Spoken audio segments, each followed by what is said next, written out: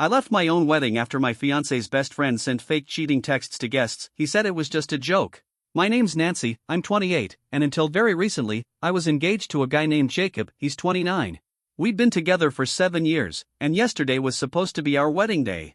Throughout our relationship, there was always one lingering issue: his childhood best friend, Chloe.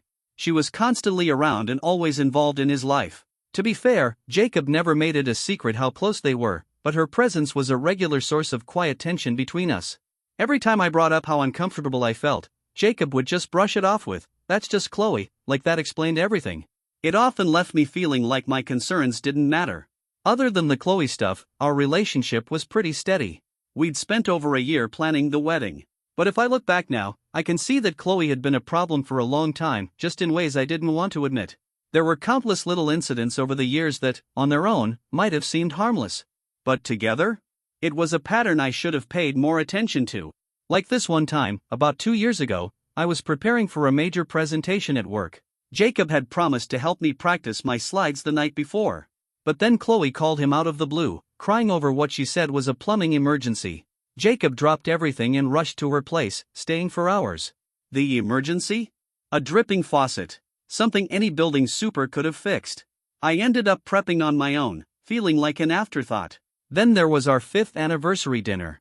I'd made reservations at a quiet little place, something special for just the two of us. But Chloe showed up, completely uninvited. She said Jacob had mentioned where we'd be, and she just happened to be nearby.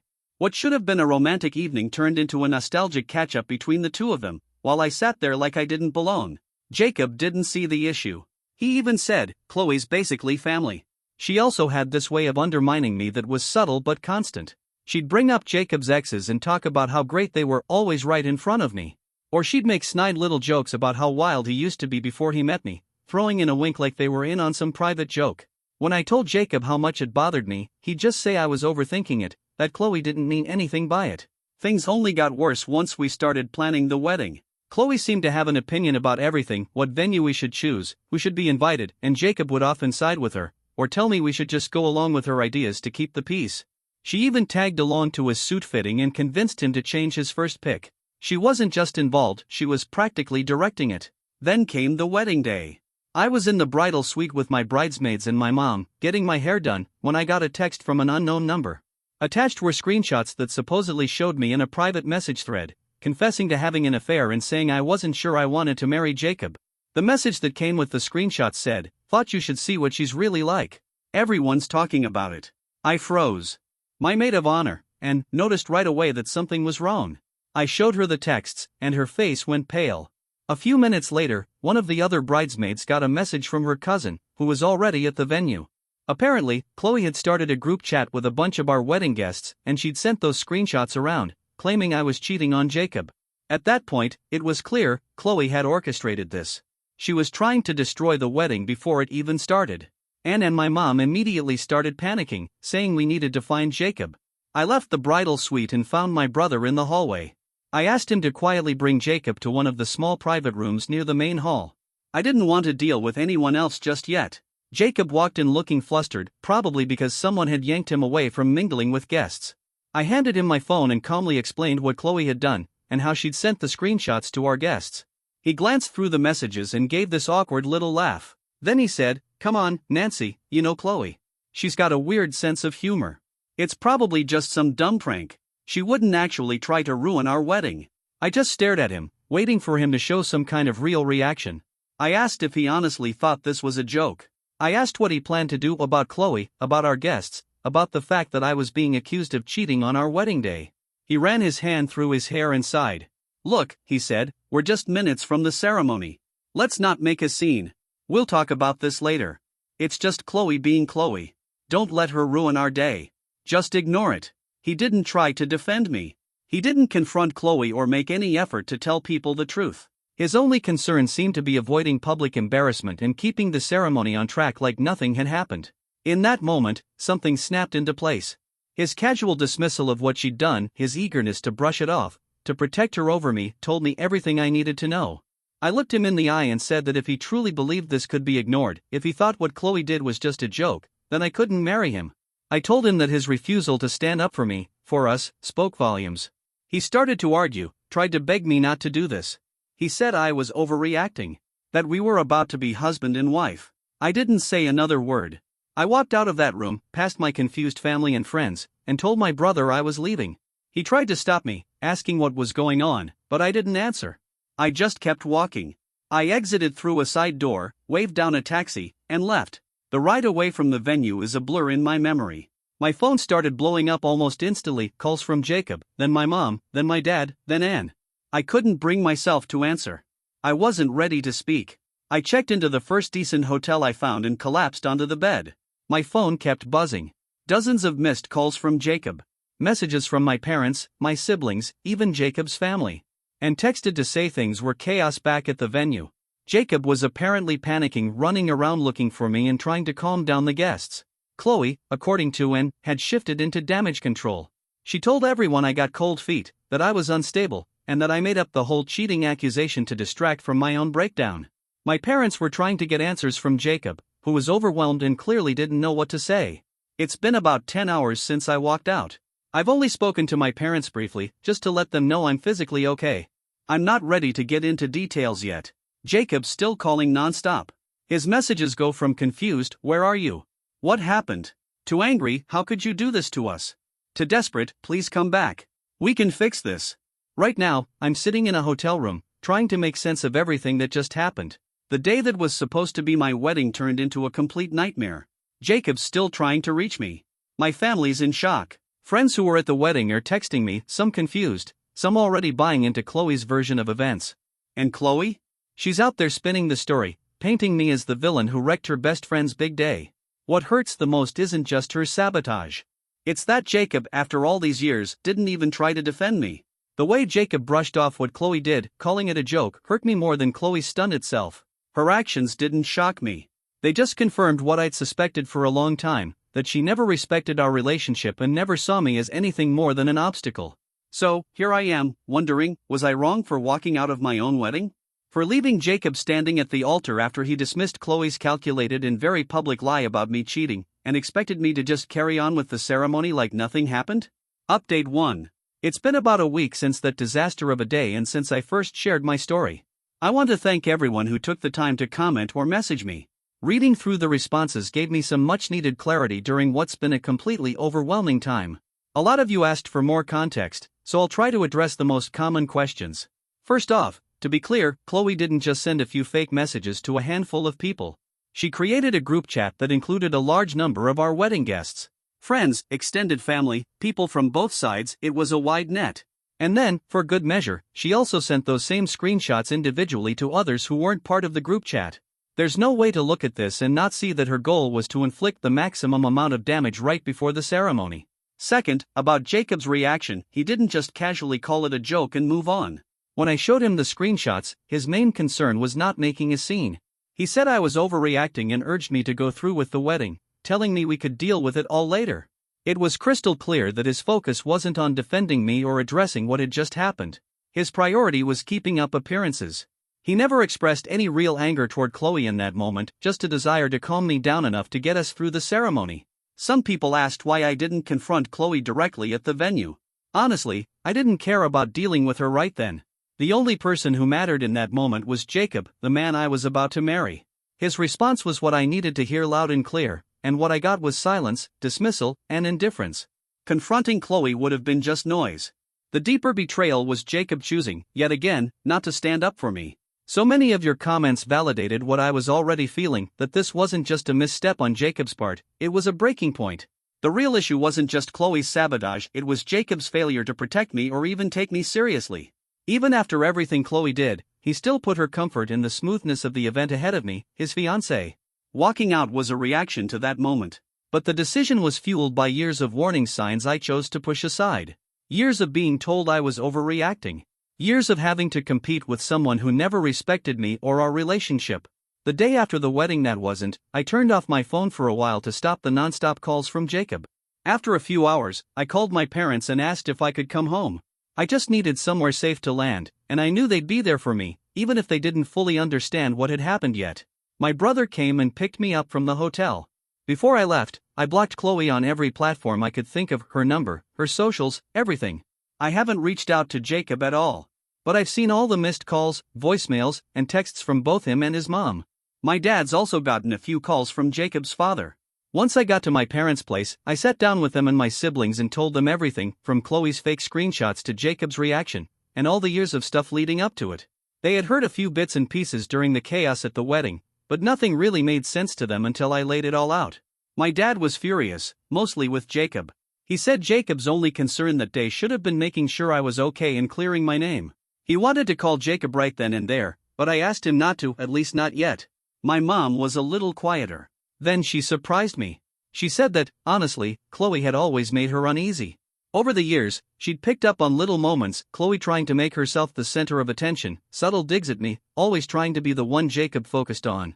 She said she didn't bring it up before because she didn't want to meddle in our relationship, but she'd always had a bad feeling about how attached Chloe was to Jacob. Jacob's mom, Karen, left me several voicemails before I turned off my phone, and when she couldn't get through, she started calling my parents' landline. My mom picked up one of those calls.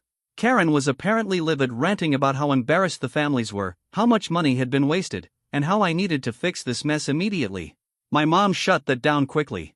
She told her that I was the one who'd been wronged, and that she wasn't going to discuss it any further at that time. Later that night, I turned my phone back on briefly to check for any urgent work messages or non-wedding related things.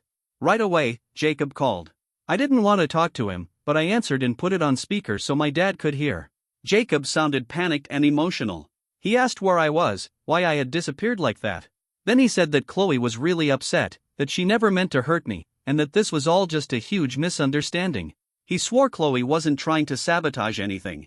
I let him finish, then told him as calmly as I could, the problem wasn't just Chloe's stunt, it was how he reacted to it. He didn't defend me. He didn't even take me seriously. He chose her over me. Again. I told him I couldn't continue the conversation and hung up. He tried calling again, multiple times. I didn't pick up. In the days that followed, I started hearing from more friends who were invited to the wedding. Some were completely supportive, shocked by what Chloe had done and disgusted by how Jacob handled it. Others were more hesitant, they'd clearly been influenced by the story Chloe was spreading. According to what I've heard, she's been very active on social media and in group chats, painting herself as the innocent friend caught in the middle, and me as some unstable woman who bailed at the altar for no reason. A few of my closer friends, people who also knew Chloe through Jacob and me, opened up and told me they had noticed things for years. How Chloe always tried to keep Jacob to herself, how she'd make little digs at me when she thought no one noticed. But they didn't speak up back then, either because they didn't want to stir up drama, or they didn't fully realize how much power she had in our dynamic until it all blew up. Hearing that was painful, but at the same time, it helped me feel less alone. I wasn't imagining it. The venue has been contacted, and as expected, most of what we paid is non-refundable. The financial hit stings, but it's not my biggest concern right now. My main focus is on getting distance and working through what just happened. Update 2.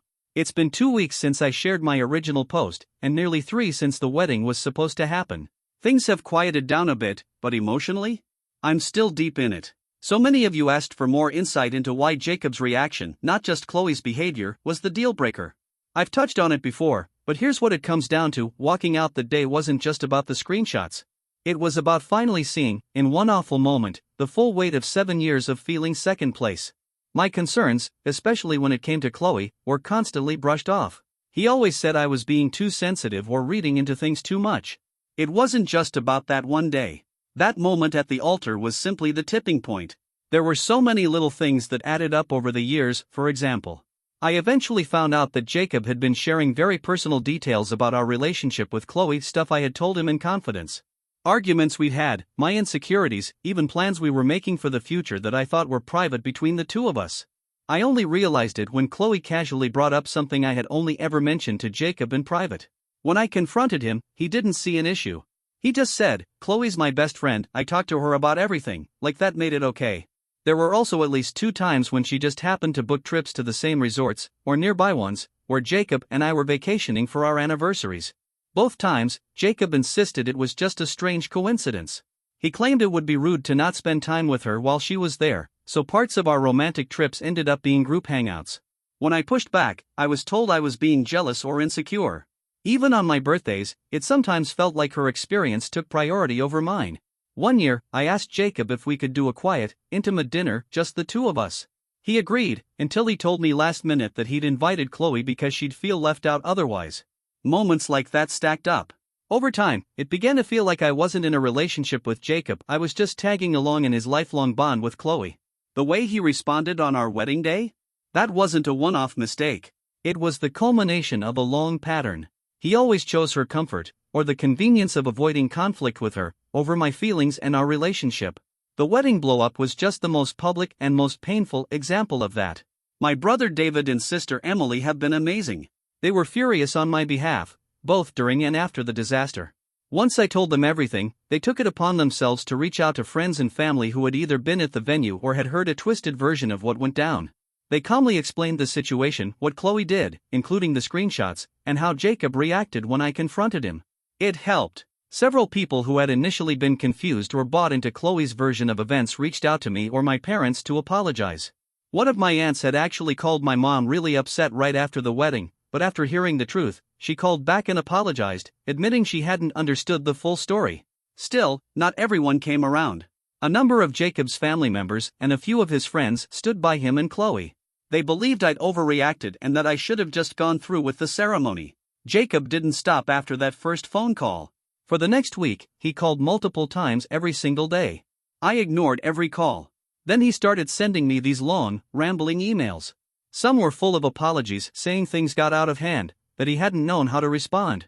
Other messages tried to explain away his behavior. He claimed he'd just been in shock, or that he hadn't realized how serious it all was. He blamed Chloe for most of it, saying she really messed up, and that he was angry with her. Then he'd switch tones and beg me to just talk to him, to let him fix everything. About 10 days after the wedding he showed up at my parents' house. I was upstairs and heard everything. My dad answered the door. He was calm but firm. He told Jacob I didn't want to see him, that I was hurt deeply, and that the respectful thing to do would be to leave and give me space. Jacob tried to argue, begged to talk to me just for a minute, but my dad stood his ground. Jacob eventually left, but not before repeating that he just wanted to make things right. He even tried roping in my siblings to mediate, asking them to convince me to speak to him. They both told him no and reiterated that he needed to respect my wishes. Financially, the fallout has been rough. We'd budgeted around $40,000 for the wedding, with both our families pitching in along with our personal savings. As expected, most of the vendor contracts had clauses that meant cancellations this close to the event wouldn't be refunded. My parents had contributed a big chunk, as had I. Jacob's parents had also covered a few major things. My parents have been incredibly understanding. They've told me they're willing to absorb the loss from their part and even help cover some of what I personally spent. I've decided not to pursue any reimbursement from Jacob or his family, not for my contributions, not for the deposits I paid out of pocket. The thought of dealing with them over money just makes me feel sick. I'd rather take the financial hit and walk away clean. I've started trying to sell my wedding dress through a consignment shop. I doubt I'll get much for it, but it's more about closing that chapter than anything else. The rings are another issue. I still have the engagement ring, and I'll probably give it back through my dad eventually. But I haven't dealt with that yet. Emotionally, this whole experience has taken a massive toll. A lot of friends, and many of you who commented on my original post, suggested therapy. I took that seriously. Last week, I spent time researching local therapists who specialize in relationship trauma, emotional abuse, and recovery from major life changes. I have my first consultation scheduled for next week. I know healing from this won't happen overnight, but I'm ready to start doing the work. Update 3. It's been about 2 months since my last update, so just over 2.5 months since the wedding day that never happened. A lot has happened since then, and I felt like it was time to check in one last time. Many of you have followed this journey and shown me support I never expected, and I can't thank you enough. After spending a few weeks at my parents' house, I realized I needed a change of scenery. As supportive as they were, being in my childhood bedroom surrounded by old memories and in a house where Jacob knew he could find me was starting to feel suffocating. My close friend Laura offered me a spare room in her place. I took her up on it. Moving in with her gave me a more neutral environment, a sense of distance, and the space I needed to begin detaching from everything. But even after all my efforts to create space, Jacob didn't let up. About 3 weeks ago, he somehow got Laura's number through a mutual acquaintance, someone I had clearly asked not to share any of my new contact info. Needless to say, I cut ties with that person immediately. Jacob called Laura's phone, and she handed it to me, clearly concerned. I answered. His voice was different this time, calmer, more reflective. He told me he'd been doing a lot of thinking. That he finally understood the depth of what Chloe had done, and how he had failed me not just on the wedding day, but for years. He claimed he'd confronted Chloe. That he'd told her flat out how toxic her behavior had been, and how much damage she'd caused, not just to me, but to the relationship he claimed he wanted to protect. Jacob told me he had cut all ties with Chloe. As supposed proof, he sent a screenshot to Laura's phone since I had already blocked him on mine, showing her number listed as blocked in his contacts. He also included a brief, frustrated message where he pleaded for a chance to meet in person, to talk things through, to prove he was serious about changing. He asked if there was any way to fix what had been broken. I let him speak. I listened through the whole call without interrupting much. And when he was done, I told him this: I appreciated that he might finally be realizing the damage that had been done, and maybe even taking real steps to cut Chloe out of his life. But none of that erased what had happened. Even if Chloe was truly gone for good, that didn't undo 7 years of being dismissed, minimized, and put second. I reminded him that his actions and inactions were his alone. He'd chosen not to protect me, not to listen to me, not to stand up for me when it mattered most. The damage to our trust was deep and irreversible. There was no way I could see a future with him anymore, not the kind of future a healthy marriage needs. I told him I didn't want to meet. I didn't need more explanations, more apologies, or more promises. I just needed peace. After talking it over with Laura and my therapist, I'd started therapy shortly after my last update. I decided to send Jacob a final, formal message. I wrote an email, and I copied my dad for record-keeping purposes, even though he wasn't directly involved. In the message, I repeated what I'd said during the call: our relationship was over. I told him clearly that his continued attempts to contact me were causing real emotional distress and making it harder for me to move on. I asked him, directly and firmly, to stop all communication, not just with me, but with my family and close friends as well. I ended the email by stating that any further unwanted contact would be documented and could be considered harassment. A few days after I sent that email, Jacob's aunt, his mom's sister, called my mother. She tried to plead Jacob's case. Said he was heartbroken, that he was truly sorry, and that now that Chloe was out of the picture, maybe I could find it in my heart to forgive him. My mom listened quietly for a little while and then told her, kindly but firmly, that this situation was between me and Jacob, and at this point, it wasn't even a situation anymore. My decision had already been made. Then she passed the phone to me since I happened to be visiting at the time. I took the call. I kept my tone polite but made my stance absolutely clear. I thanked her for her concern, but told her this was a deeply personal matter. My decision wasn't up for discussion, not with her, not with anyone in Jacob's family. Then I ended the call. To everyone who read my posts, offered thoughts, shared experiences, or just listened, thank you. I didn't expect to feel so heard by strangers on the internet, but it really did help. Telling my story and receiving perspective from people who didn't know me made a bigger difference than I could have imagined. This will be my last update on this chapter of my life. Right now, I'm focusing on therapy. It's been difficult, but necessary. I'm slowly unpacking the years of emotional strain I ignored or justified for far too long. Living with Laura has been a blessing. Her home is peaceful, and I finally feel like I can breathe again.